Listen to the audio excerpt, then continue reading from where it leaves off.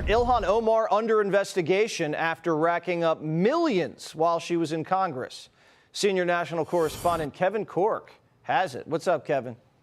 Good to see you, my friend. What's the old saying? Follow the money? Well, that's precisely what the House Oversight Committee is doing. They are probing Squad Member Ilhan Omar's skyrocketing family wealth, Jesse, especially in the wake of that $9 billion, some would argue $19 billion, Somali social services fraud scandal that exploded in her district in Minnesota. The Oversight Chair, James Comer, says his team's lawyers are exploring the extraordinary step of subpoenaing Omar's spouse over his curious business practices.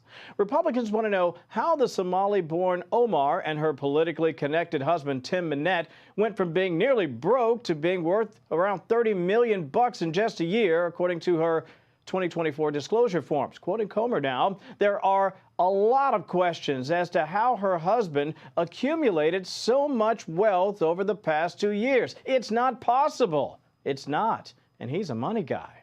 Minnet and his partner, Will Haler, back in 2022, formed an investment firm, Jesse, named Rose Lake Capital. They had $42 in their bank account at the time, but in a year, up to $25 million, according to Omar's filing. By the way, he also has a wine business that went from next to nothing to millions on its books.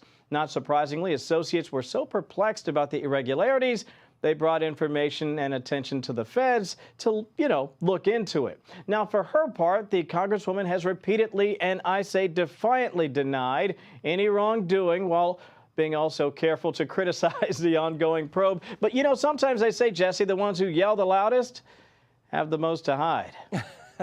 Well, innocent until proven guilty. I'm sure everything was perfectly legal. We're just checking to find out. Kevin, good to see you. Hey, Sean Hannity here.